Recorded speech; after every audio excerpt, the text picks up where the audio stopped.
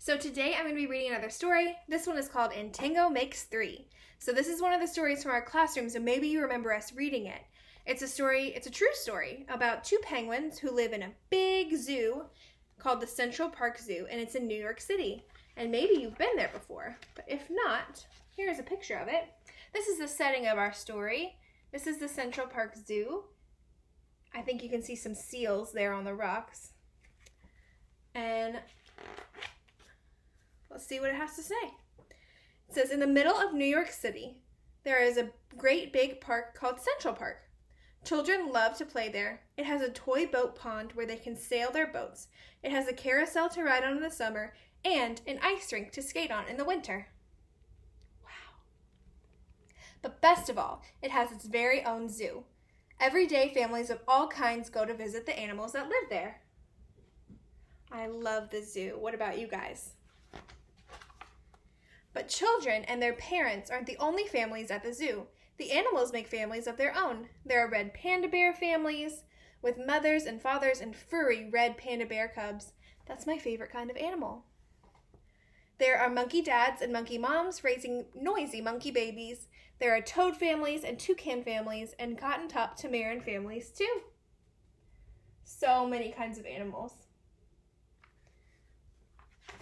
And at the penguin house, there are penguin families.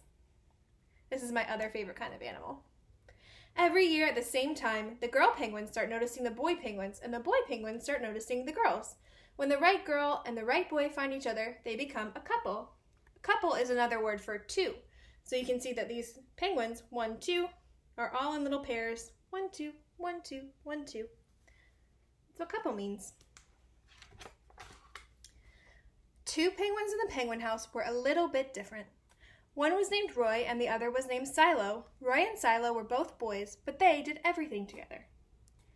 They bowed to each other, they walked together, they sang to each other, and swam together. Everywhere Roy went, Silo went too. They didn't spend much time with the girl penguins, and the girl penguins didn't spend much time with them. Instead, Roy and Silo wound their necks around each other.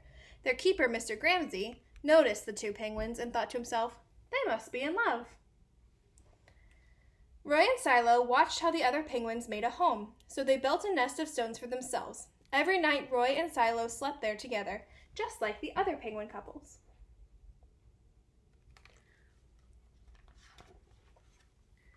And every morning, Roy and Silo woke up together. But one day, Roy and Silo saw that the other couples could do something that they could not. The mama penguin would lay an egg, and she and the papa penguin would take turns keeping the egg warm until finally it would hatch, and there would be a baby penguin. Look at those little fuzzy heads. Those little fuzzy baby penguins.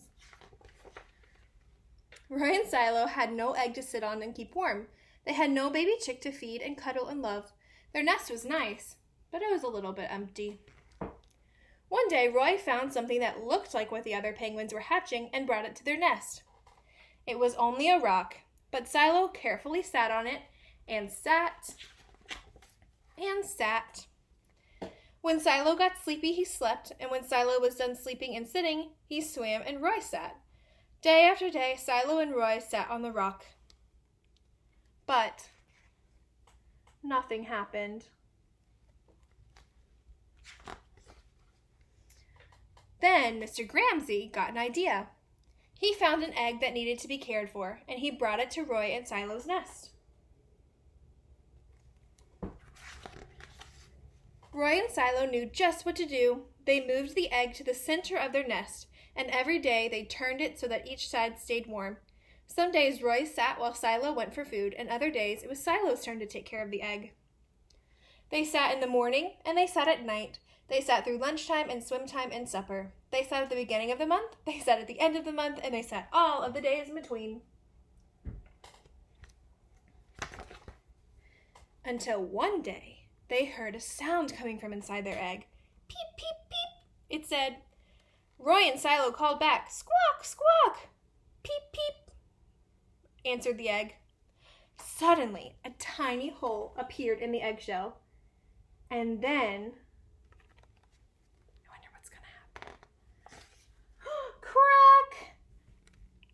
came their very own baby. She had fuzzy white feathers and a funny black beak. Now Roy and Silo were fathers. We'll call her Tango, Mr. Gramsci decided, because it takes two to make a tango. So cute. Roy and Silo taught Tango how to sing for them when she was hungry, and they fed her food from their beaks. They snuggled her in their nest at night. Tango was the very first penguin in the zoo to have two daddies.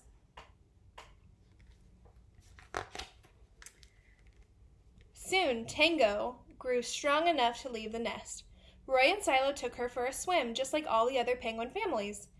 And the children who came to the zoo could see Tango and her two fathers playing in the penguin house with the other penguins. Hooray, Roy! Hooray, Silo! Welcome, Tango! They cheered. Look at all those penguins and all those people. So many. Can I turn the page? Let's see. There we go. At night, the three penguins returned to their nest. They snuggled together, and all the other penguins in the penguin house, and all the other animals in the zoo, and all the families in the big city around them, they went to sleep. The end. What a lovely story, and it's true. And I hope to someday go to the Central Park Zoo and see these penguins. That's it. All right, I'll see you guys next time. I'll see you on Zoom. Mwah, have a good week.